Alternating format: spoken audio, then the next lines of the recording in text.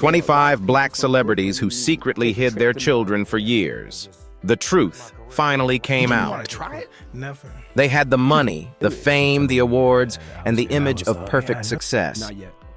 But behind the cameras, some of these powerful men were hiding children, denying fatherhood, or keeping painful family truths buried for years. What shocked the public was not just the secret itself, but how long it stayed hidden while their careers kept rising. And as each story came to light, the question grew darker.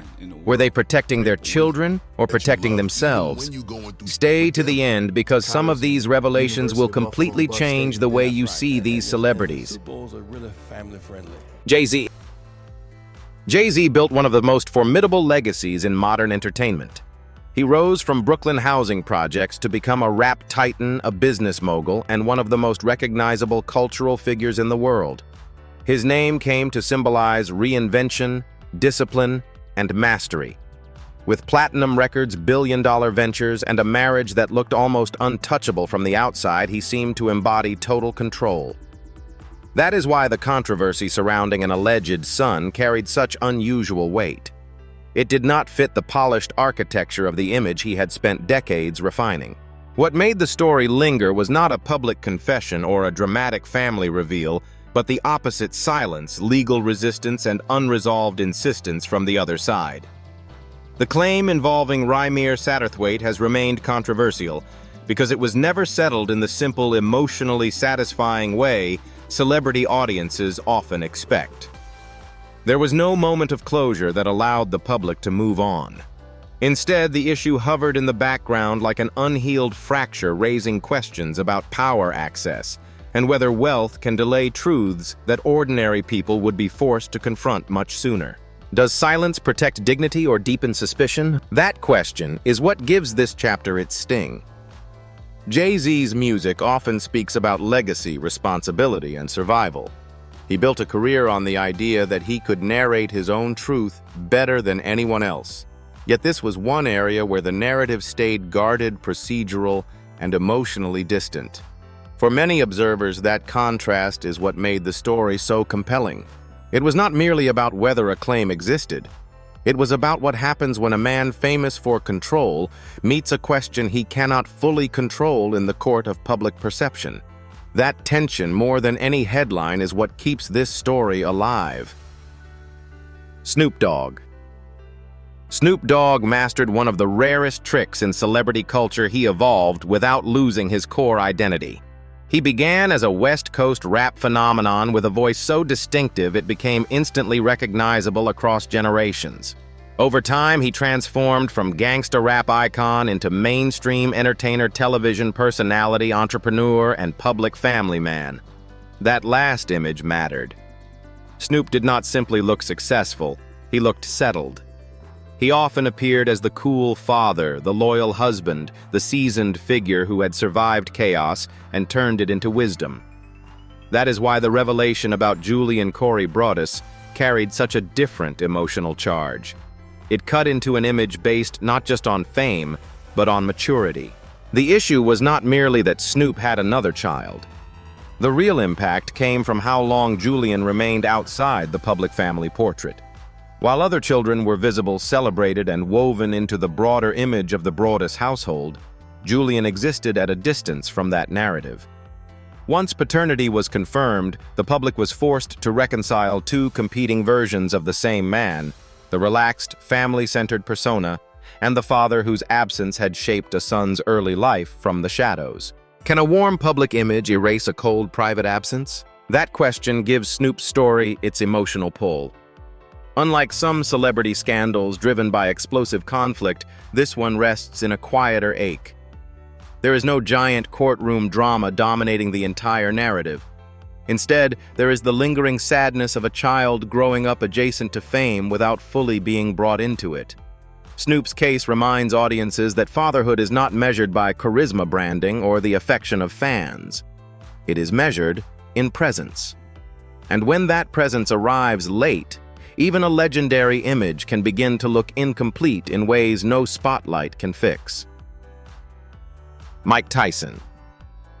Mike Tyson's story lands differently because it is wrapped not only in secrecy but in grief. Tyson was never an ordinary star. He was a force of nature, a fighter whose violence in the ring became a worldwide spectacle. By the time he was barely out of his teens, he had already become the youngest heavyweight champion in history. He inspired fear, fascination, and endless headlines. But for all the bravado, excess, and chaos surrounding his career, the chapter involving Exodus Tyson revealed something more fragile than the public had ever associated with him. It showed the man behind the myth, and it did so through devastating loss. Exodus was not part of the celebrity theater that surrounded Tyson's name. She lived quietly outside the thunder of his public image. That privacy is what made the tragedy feel so piercing. When her death became public in 2009, the event stripped everything down to its most human level. Tyson was no longer the intimidating champion, the tabloid magnate, or the damaged cultural phenomenon. He was simply a father facing a pain that fame could not cushion and money could not reverse. In that moment, the world saw not the boxer who had terrified opponents, but the broken parent who could not protect his child. What strength matters when life hits that hard? That question lingers at the center of Tyson's story. His life had already been filled with public crashes, scandals, and personal reinventions, yet this loss carried a different weight from all of them. It did not damage a brand nearly as much as it exposed a soul.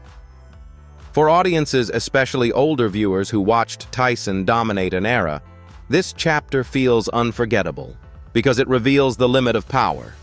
Even the fiercest man in the room can be brought to his knees by sorrow. And sometimes that is the most haunting truth of all. Eddie Murphy. Eddie Murphy occupied a rare place in American entertainment. He was not simply successful, he was era-defining. In the 1980s and 1990s, his charisma, timing, and star power made him one of the most bankable performers in the world. He could dominate stand-up film and pop culture all at once. Audiences loved him because he seemed effortless, funny without strain, magnetic without trying too hard, and larger than life without losing his cool. That is precisely why the paternity controversy involving Angel Iris Murphy Brown hit so hard. It disrupted the emotional ease of his image. The issue was not only that Mel B gave birth during the aftermath of a short-lived relationship. It was Murphy's public doubts, spoken bluntly and without softness, that gave the story its bite. Those words landed harder because they came from a man whose screen presence had long suggested warmth, rhythm, and control. Once DNA confirmed he was the father, the conversation shifted from uncertainty to judgment. The public began measuring not whether the child was his, but how a man of his stature had handled the moment. And that difference mattered. Was the denial worse than the secret itself? That question is why Eddie Murphy's chapter continues to resonate. Celebrity audiences can often absorb messy private lives. What they remember far longer is tone, the way someone responds when truth arrives. Murphy's case did not erase his achievements, but it complicated them. It introduced a note of emotional coldness into a legacy built on laughter and charm. Later developments may have softened public feeling over time, but the first impression remained powerful. For many viewers, the controversy was not simply about fatherhood.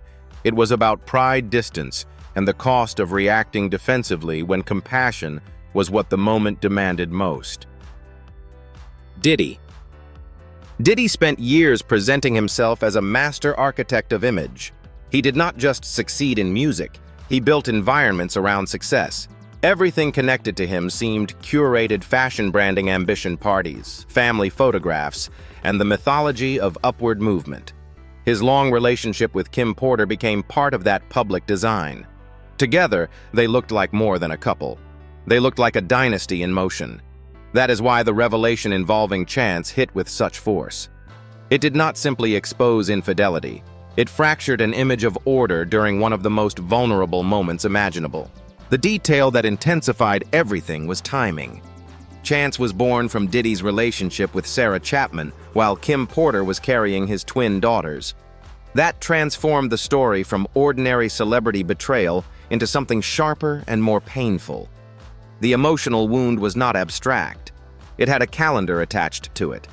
Suddenly, the polished family narrative no longer looked aspirational. It looked split, unstable, and morally compromised beneath the surface. Can one secret undo an entire love story? That question is what gave Diddy's chapter such enduring power. He eventually acknowledged chance, and over time she became visible within the broader family picture. But visibility after exposure is not the same as honesty from the beginning. That distinction matters especially for audiences who had invested emotionally in the version of him that seemed loyal, strategic, and fully in command of his world. In the end, this was not only a story about another child entering public view. It was about how quickly glamour can collapse when truth arrives at the exact point where trust was supposed to be strongest. For a man who turned Polish into empire, that crack was impossible to ignore. R. Kelly. R. Kelly's story carries a heavier darkness because the child at the center of this chapter is not framed by glamour, but by the atmosphere of fear that surrounded the household. Kelly once stood at the summit of R&B, a songwriter and performer whose music shaped romance weddings, radio, and pop memory across decades. He sounded larger than life. But behind the chart's success and public adoration, the family world around him was increasingly described as controlled, unstable, and emotionally punishing. That is what makes the hidden presence of Robert Kelly Jr. feel so significant. He was not simply out of view. He was part of a home life the public barely understood until much later. Unlike the cases where secrecy feels tied to image management alone, this one carries the weight of a damaged environment. As allegations about Kelly multiplied, the question shifted from why was this child kept out of sight to what was life like inside that house. That change makes the story more haunting. Robert Jr. becomes not just a son who stayed out of public celebration, but a symbol of what children inherit when fame is wrapped around control, intimidation, and silence. How much does a child absorb in a house built on fear? That question sits at the center of this chapter. R. Kelly's downfall has already been defined publicly by criminal convictions and shattered legacy, but the family dimension adds another layer of ruin. It reminds viewers that the consequences of a man's hidden life do not stop with headlines or courtrooms. They travel inward into bedrooms, childhood memories, and the emotional architecture of a family. That is why this part of the story lands so hard. The stage was loud, the records were huge, but the private world behind them appears to have been filled with pain that no applause could drown out. DMX. DMX's story feels less like a single secret and more like the slow unsealing of an entire hidden world. He was one of the most emotionally raw voices hip-hop ever produced, a man who sounded as though every verse had been ripped straight from pain, prayer, and survival. Fans did not connect with him because he seemed polished. They connected with him because he seemed wounded, honest, and impossible to fake. That authenticity made him feel deeply human. Yet when the fuller reality of his family life emerged, especially after his death, it revealed that emotional truth in music had not translated into stability at home. The number alone was startling: 15 children born across multiple relationships, with some lives far more visible than others. What made the story resonate was not just the size of the family, but the fragmentation inside it. Legal proceedings, paternity questions, estate issues, and stories of distance all suggested a private life far more scattered than the public could see while he was alive. For a man whose music often sounded like confession, the fact that so many personal threads remained unresolved gave the story a painful irony. How do you father so many lives while being absent from so much of them? That question is what gives DMX's chapter its ache. His image was never built on smooth perfection, so audiences do not respond to his story with the same kind of shock they might feel toward a cleaner celebrity brand. Instead, the reaction is sorrowful. He seemed to understand suffering better than most artists ever could. Yet many of the people closest to him still grew up with emptiness where a father should have been. That contradiction is what lingers. DMX gave the world a voice full of anguish and redemption, but behind that voice stood children who may have needed presence more than poetry. That is what makes this story hit so hard. 50 Cent. 50 Cent built his empire on one core promise: he would never be seen as weak, careless, or outplayed. From the mythology around surviving 9 gunshots to the ironclad business persona he later developed, everything about him projected calculation and resilience. He made a career out of appearing 2 steps ahead, emotionally armored, and impossible to embarrass. That is why the revelation about Sire Jackson carried such an interesting charge. It was not just the existence of another son that surprised people. It was the secrecy itself, especially from a man whose public identity had always been so aggressively transparent on every other subject. When court documents brought the story into the open, the public reaction turned immediately toward motive. Was the silence about privacy protection, timing, or control? Once Sire was acknowledged, the shift was dramatic. The child was suddenly visible, celebrated, and folded into a high-profile public image. Yet that rapid transition from hidden to highlighted created its own tension. Viewers could not ignore the contrast between the quiet beginning and the polished embrace that followed. Did fatherhood become public only when privacy was no longer possible? That question is what gives 50 Cent's story its edge. He has always been a master of framing his own narrative, but this was one of those moments when the framing arrived after the exposure, not before it. The situation became even more layered because of the public strain between him and his older son, Marquise. That contrast made people look harder at the difference between fatherhood as feeling and fatherhood as image. In the end, this chapter did not destroy 50's larger brand. But it did reveal that even a man who built his legend on fearless candor could still become selective when the most intimate truths threatened to complicate the story he preferred to tell. Nas has long been treated as one of hip-hop's most reflective minds, a writer whose verses carry wisdom, restraint, and emotional complexity. He is the kind of artist audiences often place on a higher shelf, not just because of talent, but because of the thoughtfulness that seems to run through his work. That is what made the situation involving Knight Jones feel so painful. It was not the revelation of a child no one had heard of in the most literal sense. It was the sense that this child entered the world through conflict, public bitterness, and emotional distance rather than celebration. Knight was born during one of the most turbulent chapters of Nas's private life as his marriage to Kellis was falling apart in public. Instead of the birth becoming a unifying moment, it became entangled in allegations, legal disputes, and a narrative shaped by separation.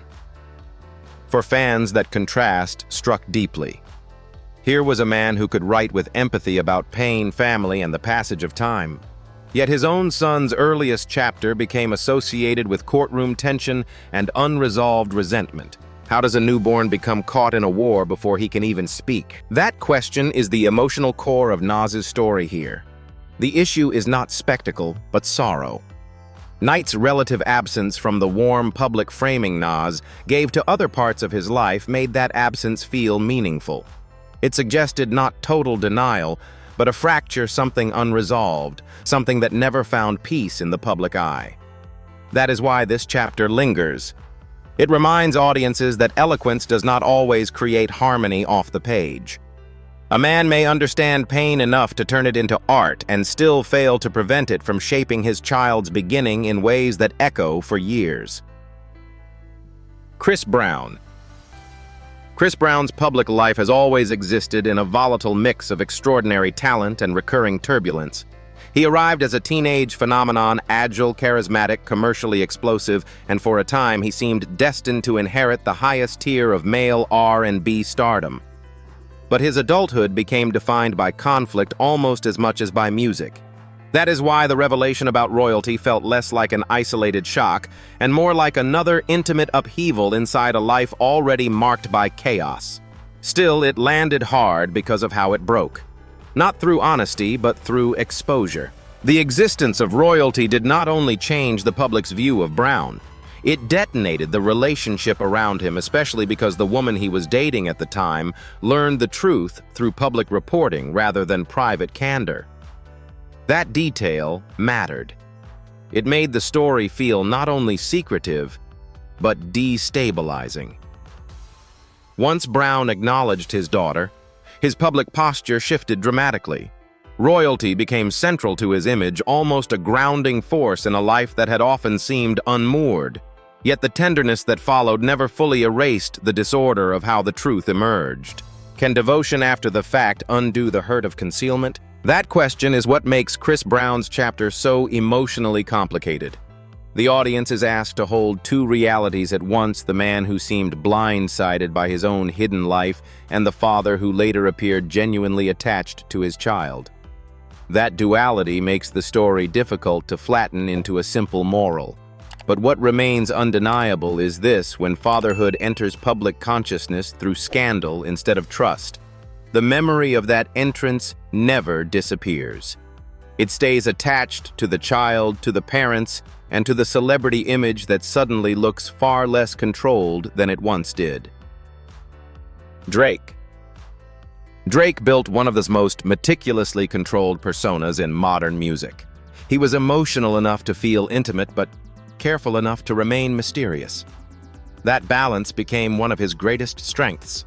Fans felt as though they knew him even while large parts of his private life stayed sealed off. He turned vulnerability into brand architecture.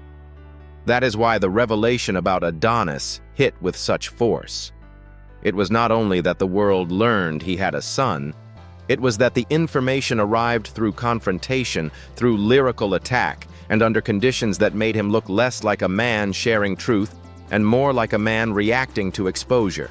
The key detail that made this story so explosive was that fatherhood entered public view through rap warfare. A private reality was pulled into the open by an enemy, not by a deliberate act of personal honesty. That gave the moment a humiliating sharpness. Once Drake responded, he reframed the silence as protection, arguing that he had not been hiding his child from the world, but hiding the world from his child. It was a smart line, emotionally effective and strategically crafted. But it did not erase the original impression that the truth had been forced into daylight rather than offered freely. Was it protection or image management dressed as protection? That question explains why this story keeps echoing. In time, Adonis became visible, loved, and integrated into Drake's public life. The later warmth is real enough to feel convincing. But the beginning still matters. Drake's art has always traded on emotional openness, and this chapter complicated that promise. It suggested that even the most introspective superstar can become guarded when the truth threatens timing control and narrative authority. That tension is what makes the story stick. It is not only about a hidden child, it is about a public persona tested at the exact point where honesty and strategy stopped sounding the same. Lil Wayne. Lil Wayne has always carried a strange contradiction at the center of his fame. He can seem wildly exposed and deeply private at the same time.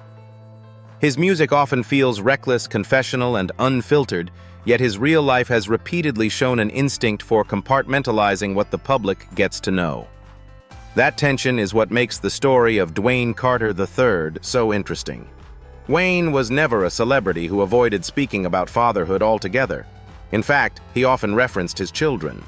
So when another son entered the world quietly without the same openness or celebration, it created a noticeable imbalance in the public narrative around him. The silence surrounding Dwayne Carter III was not dramatic in the loud tabloid sense. It was softer than that, which in some ways made it more intriguing. There were no giant public denials, no explosive courtroom showdowns dominating the story at first. Instead, there was a low hush, a sense that something important existed just beyond what was being acknowledged. When Wayne eventually confirmed the child, he did so without turning the moment into a full emotional unveiling. That reserve added another layer to his image, a man capable of extraordinary candor in art, yet selective and restrained when the truth turned personal in a different way.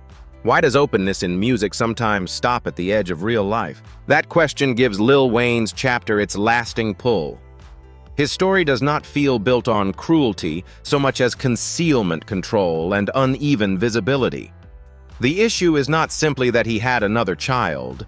It is how quietly that child's arrival was handled compared with the confidence and volume that defined his public persona. In the end, the contrast is what sticks. One of rap's loudest voices revealed one of his most intimate truths in a near whisper. And that whisper said just as much as any headline. Bow Wow. Bow Wow's story feels different because it carries the residue of growing up famous too early. He entered celebrity life as a child and was shaped by an industry that watched him mature in real time. That kind of upbringing can create a complicated relationship with privacy exposure and control. By the time news of his daughter Shay became public, Bow Wow was no longer the spotless teen sensation audiences remembered, but he was still burdened by the habits of someone who had spent his whole life being looked at. That context matters because it makes the secrecy around his daughter feel tied not only to image, but to fear. When he finally acknowledged Shay, the tone was softer and more intimate than in many other celebrity cases. There was less aggression, less denial, and more of an attempt to explain. He framed the silence as a choice rooted in protection, as though fatherhood had arrived at a place in his life where he wanted at least one part of it to remain untouched by public judgment. Whether audiences believed that explanation fully is another question.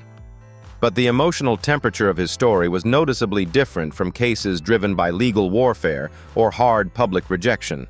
Was he hiding the child? Or trying to spare her the life he knew too well? That question is what gives Bow Wow's chapter its tenderness. Over time, his relationship with Shay appeared real, affectionate, and visible, which changed the way many people interpreted the original secrecy. The delayed reveal still mattered, but it was gradually softened by a sense of growth. For viewers, the chapter becomes less about scandal and more about immaturity, caution, and a young man trying to become a better father than he first knew how to be. That does not erase the hidden beginning, but it gives the story a redemptive note that many other cases on this list never reach. Future cultivated an image built on distance. He moved through music and celebrity with a detached cool that became part of his appeal. His songs were emotional in mood, but often emotionally evasive in posture, full of desire, loss, excess, and numbness. That made him feel modern in a very specific way, influential, stylish, and unreachable. It also made the story involving Jacoby Wilburn fit his public image in an uncomfortable way.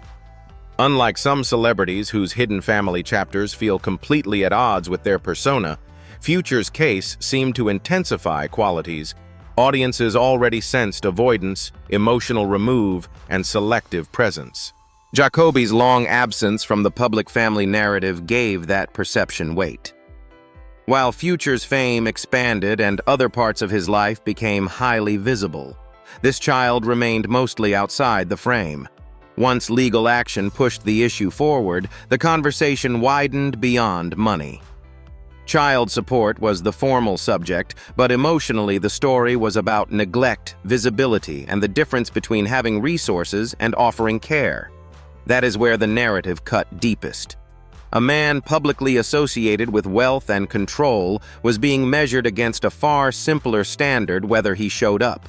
What is the value of success if your child never feels chosen by it? That question is why Future's chapter carries such a cold ache. There is little softness in the way the story lands. It is not wrapped in redemption or framed by sudden warmth. Instead, it reflects the emotional cost of prolonged detachment. For fans, the discomfort comes from how believable it all feels next to the persona he built. The music already hinted at someone hard to reach. The family story made that hardness feel less artistic and more personal. And that shift changes everything. T.I. T.I.'s chapter stands apart because it is not driven only by secrecy, but by control.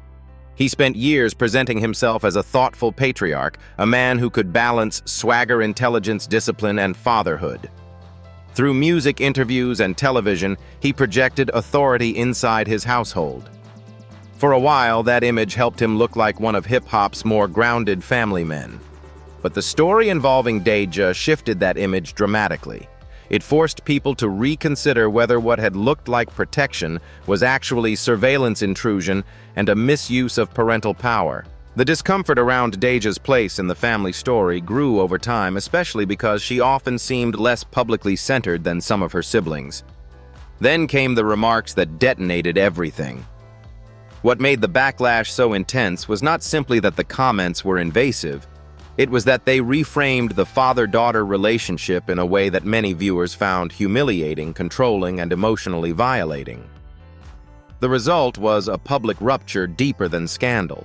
It became a cultural conversation about bodily autonomy, dignity, and whether paternal authority had crossed a line that should never be touched. When does protection stop being care and start becoming control? That question gives T.I.'s chapter its sting. The issue was no longer whether a child had been hidden in the traditional sense. It was whether one had been kept at the edge of the public narrative and then pulled into the spotlight through a form of exposure no daughter should have to endure. That shift made the story far more serious than gossip. It was about trust, embarrassment, and the emotional cost of a father publicly mishandling the very boundaries he was supposed to protect. And once that line was crossed, the image of wisdom he had built could not return unchanged. Rick Ross. Rick Ross built his name around abundance. His music interviews and persona all radiated command mansions, luxury cars, private planes, ownership status. He did not simply perform wealth, he made it feel like a personal kingdom. That is why the story involving Berkeley Hermes cut into his image so effectively. If your brand is dominance, composure, and total control, then a hidden family chapter exposed through legal pressure feels especially damaging. It suggests not command, but avoidance. The public reaction did not center only on the existence of a daughter. It centered on the gap between what Ross projected and what the court documents implied. A man who seemed to have endless resources was now being judged on whether he had used any of that power to show up for a child who had remained outside the frame. That contrast made the story stick. It forced fans to ask whether the lifestyle he celebrated so loudly included the quieter responsibilities that matter far more than any symbol of success. What kind of empire leaves one of its own heirs waiting to be seen? That question gives Rick Ross's chapter its weight. Unlike some cases where later affection softens the earlier secrecy, this story carries the aftertaste of public pressure, forcing recognition forward. Even as Ross became more visibly present later, the original silence remained part of the emotional record. For viewers, that matters. It changes the way abundance looks. The cars, the estates, the confidence, the self-crowned boss persona, all of it begins to feel less impressive when measured against the simple act of acknowledging a child without being pushed into it. That is the deeper wound in the story. Not that wealth was missing, but that willingness seemed to be. Ludacris. Ludacris cultivated a public image built on charm, humor, intelligence, and unusual versatility. He was one of the few artists who managed to move from hit-making rapper to successful actor without losing his likability.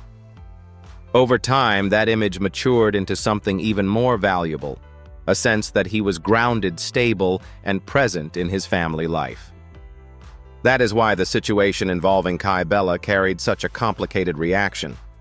It was not just the existence of a child from outside his marriage that drew attention, it was the legal strategy that followed. When the child support dispute became public, many expected a standard celebrity paternity narrative.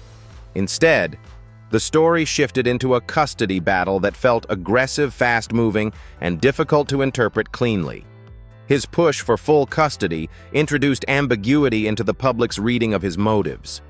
Was he stepping up decisively or maneuvering to manage the fallout on his own terms? That uncertainty made the case more layered than a simple secret child reveal. It placed the spotlight not just on a hidden beginning, but on power, legal positioning, and the emotional complexity of turning fatherhood into a courtroom struggle. When responsibility arrives through litigation, how do you tell care from control? That question is why Ludacris's chapter continues to feel uneasy. He eventually built a visible family framework that included the child, but the path into that structure never lost its tension. For audiences, especially those drawn to his wholesome later image, the discomfort came from how procedural the beginning felt. Love may have arrived, stability may have followed. But the public first encountered this child not through joy, but through legal combat. And that first impression leaves a long shadow. It suggests that even the most polished fatherhood image can become complicated when the door into it opens in conflict instead of tenderness. The Game. The Game made authenticity one of the pillars of his brand. He was loud, emotional, street-rooted, and unapologetically autobiographical. He liked to present himself as a man who said things directly, loved his children openly, and carried his family with him as part of his identity. That is what made California Dream's long absence from the public picture so noticeable once audiences realized it. If a man builds his reputation on keeping it real, omissions matter more. What is left out becomes as revealing as what is shown. For years, the public narrative around the Game centered heavily on his sons. They appeared often enough to become part of the wider image fans associated with him. So when his daughter surfaced more visibly later, it created a quiet but real disturbance in that narrative. Viewers were forced to ask whether the earlier omission had been protective accidental or something more uncomfortable. The lack of a clear explanation only deepened the intrigue. Unlike a dramatic paternity scandal, this story worked through absence. It was not about one explosive revelation, but about the uncomfortable realization that a child had been missing from a fatherhood image built so publicly. What does keeping it real mean when part of the family story stays off the page? That question gives the Game's chapter its power. It is not the coldest story on the list, but it is one of the most revealing when it comes to image curation. It shows how even artists who build their fame on bluntness can still edit what the audience sees when the emotional picture becomes less convenient. That is why the story lands. The issue is not only that California Dream came late into view, it is that her late arrival changed how people reread everything that came before. Flavor Flav. Flav always lived at the loudest possible volume. His persona was built on exaggeration, absurdity, energy, and a kind of joyous chaos that made him unforgettable. Whether in music or reality television, he rarely appeared subtle or guarded. That is why the paternity battle involving Quanah felt so striking. It introduced a kind of silence that did not belong inside the version of himself he had sold to the public. Fans were used to seeing a man who turned everything into spectacle. They were not prepared for a story built on disappearance paperwork and delayed recognition. What made the case resonate was the contradiction between his family-facing image and the legal effort required to force acknowledgment. The public had already seen him perform versions of fatherhood and affection on television, so the idea that a child could exist outside that performative warmth created a severe dissonance. Once the DNA results removed uncertainty, the issue shifted from whether the claim was true to why truth had needed coercion. That is where the emotional damage settled. How can someone so visible leave part of his own family unseen? That question gives Flavor Flav's story its particular sting. His chapter is not only about paternity, it is about the gap between persona and responsibility. The louder the character, the more powerful the silence around the child appeared. That contrast made the case memorable. Behind the clock necklaces, catchphrases, and comic unpredictability was a far less amusing reality, a child who needed acknowledgement not from a performance, but from a father. And when that kind of recognition arrives through legal compulsion rather than voluntary love, the public never hears it the same way again. Floyd Mayweather Jr. Floyd Mayweather Jr. built his image on invincibility. Everything about his public presentation, his record, his money, his confidence, his insistence on being. Money suggested that he was always in command. He won fights, controlled narratives, and turned excess into a performance of superiority. That is why the story involving Corin Mayweather cuts so sharply. It does not challenge his athletic greatness. It challenges something more intimate, the moral emptiness of dominance when it offers no safety to a child standing inside the home.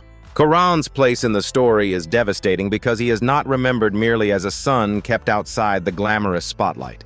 He becomes the child who witnessed violence and helped bring the truth of that violence into the open. That changes everything. The emotional center of the story shifts from neglect to trauma. The issue is no longer just distance, it is fear.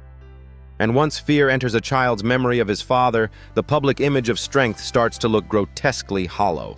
What does undefeated mean if your own child remembers terror instead of protection? That question is what makes Floyd's chapter so heavy.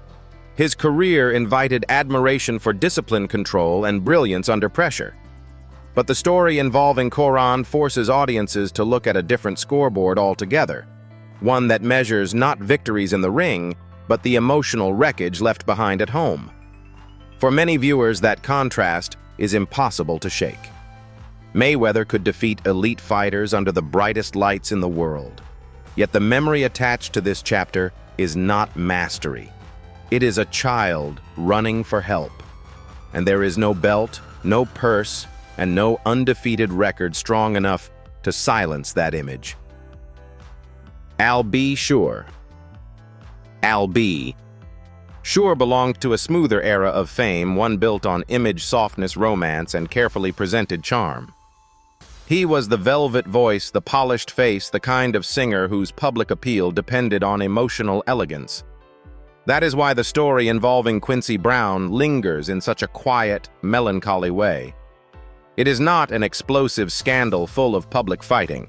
It is a story shaped by absence, an important absence made more visible because another man, Diddy, came to occupy the father-shaped space in Quincy's public life. That contrast gave the story its emotional weight. Quincy grew up connected to music-style fame and influence, yet his biological link to Al B. Sure stayed strangely muted in public memory for years. The silence around that connection made people ask difficult questions. How does a child inherit resemblance, talent, and lineage, yet still grow up without the emotional visibility that should naturally accompany them? The answer was never delivered in one big moment. It lived in what the audience did not see. No loud celebration, no visible father-son ritual, no consistent acknowledgement woven into the public image. What does lineage mean when presence is missing from it? That question gives Al B. Sure's chapter its sorrow. Unlike harsher stories on this list, the pain here feels hushed. It is not driven by courtroom fireworks or public humiliation. It is driven by the ache of emotional distance. For viewers, that can land just as deeply.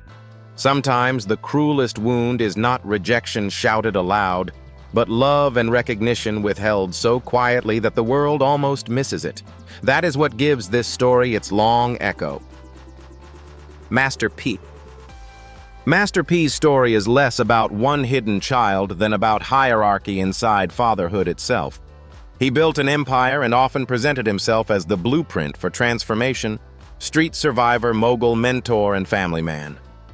In public, he seemed like proof that discipline and business vision could lift an entire bloodline. But the story grows more complicated when the attention within that family appears uneven. One child becomes the heir in full view of cameras, while others remain comparatively dim in the background. That imbalance is what gives this chapter its power. Romeo represented the visible dream of legacy fulfilled. He was not simply loved, he was showcased. That made the relative invisibility of some siblings feel louder over time. Once family fractures became more visible through legal conflict and public pain, the earlier imbalance took on deeper meaning. It no longer looked like simple branding. It looked like selective emotional investment. The tragedy surrounding Tiziana later deepened that reading, making people wonder what had been missed long before the headlines turned sorrowful. What kind of family legacy shines for one child while others search for light? That question is what makes Master P's chapter so affecting. This is not the clean shape of a paternity scandal. It is the more difficult shape of uneven fatherhood. Audiences often admire men who build dynasties, but dynasties can hide painful asymmetry inside them. One child may inherit visibility guidance and strategic support, while another inherits distance, silence, or private struggle. That possibility is what unsettles the story. It suggests that success can still leave emotional vacancies behind. A man may build a kingdom and still fail to make every room inside it feel equally inhabited by love. Busta Rhymes. Busta Rhymes has always projected force.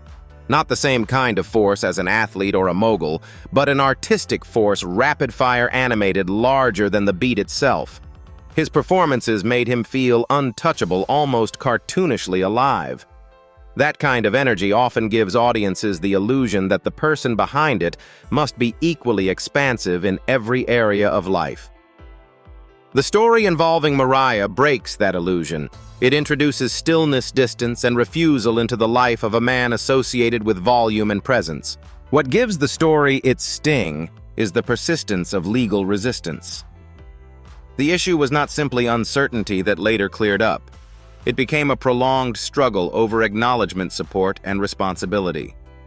That changed the emotional temperature of the case. A child was not merely waiting in the background. A mother was forced to push through legal channels for recognition that should not have required such force. The louder Busta's public identity felt, the harsher that silence around Mariah began to sound. How can a man with such a powerful voice go so quiet where it matters most? That question explains why Busta Rhymes' chapter stays with people. The contradiction is almost too sharp to ignore. This is a performer known for command intensity and unforgettable impact. Yet the family story attached to him feels marked by withholding. It reminds audiences that artistic intensity does not automatically become emotional courage off stage. A person can fill arenas with energy and still leave profound emptiness in a private life. That is what gives this story its echo. It is not the collapse of talent. It is the collapse of assumption. Stevie J. Stevie J's chapter feels especially sharp because it unfolded in the age of reality television, where private failure no longer stays private for long. He had already reinvented himself from hit-making producer into televised personality, and that transformation mattered. On screen, he could present himself as charismatic, chaotic, flawed, and still strangely entertaining. Reality TV often gives people the illusion that they are seeing the real person. That is exactly why the story involving Savannah landed so strongly. It revealed a deeper truth that the performance had not fully contained. Savannah's absence from the earlier public image created a painful contradiction. Here was a man visible to millions performing fatherhood in one corner of his life, while a daughter grew up outside that performance almost entirely. Once her mother went public about unpaid support and years of neglect, the issue ceased to be a private family fracture. It became an indictment of the gap between televised authenticity and actual responsibility. And because the story emerged within a medium built on exposure, the hypocrisy felt almost impossible to hide. What does reality TV reveal if the real damage was hidden off camera all along? That question gives Stevie J's chapter its force. The public did not merely learn about another child. They learned about the emotional exile of a daughter watching her father become familiar to everyone except her. That detail is what hurts. Celebrity distance is one thing. Broadcast closeness without actual presence is another. It turns neglect into a more visible kind of wound. For viewers, that is what makes the story memorable. The cameras were always rolling, yet a crucial truth still had to fight to be seen. Jesse Jackson. Jesse Jackson's chapter lands with a different kind of gravity because his public identity was never built primarily on entertainment. He was not a rapper, actor, or sports hero whose private contradictions might be absorbed as part of celebrity excess. He was a minister, activist, civil rights leader, and moral voice.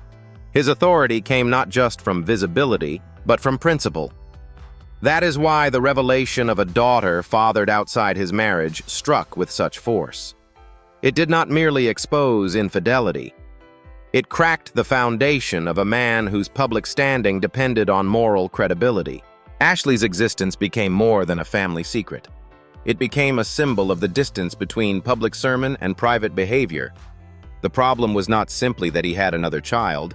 It was the larger architecture of concealment, the payments, the timing, the effort to preserve an image that was itself part of his leadership power. Once the truth surfaced, people were forced to read his legacy differently. A man who had spoken about duty and values now had to answer for the fact that one of the most intimate duties of all had been hidden in the dark. What happens when a moral icon cannot live inside the standards he preached? That question gives Jesse Jackson's chapter its enduring sting. For many observers, the pain was not only personal or political, it was spiritual. Trust had been invested in him at a level deeper than fandom. He was not just admired, he was believed. That is why the scandal resonated beyond ordinary tabloid shock. It challenged the relationship between leadership and integrity itself. And once that relationship is broken, apologies can soften emotion, but they rarely restore the original force of belief. That is what makes this story so lasting. It is not simply about a hidden child. It is about the cost of being seen as a man of truth when part of your own truth was kept buried. In the end, the biggest question is not whether these men were famous. It is whether fame gave them the right to hide the truth from their own children and from the world. Some people will say they were protecting privacy. Others will say they were protecting their image. But when a child grows up in silence, that silence leaves scars money and status cannot erase. So now the question is yours: do these celebrities deserve understanding, or should their choices define their legacy forever?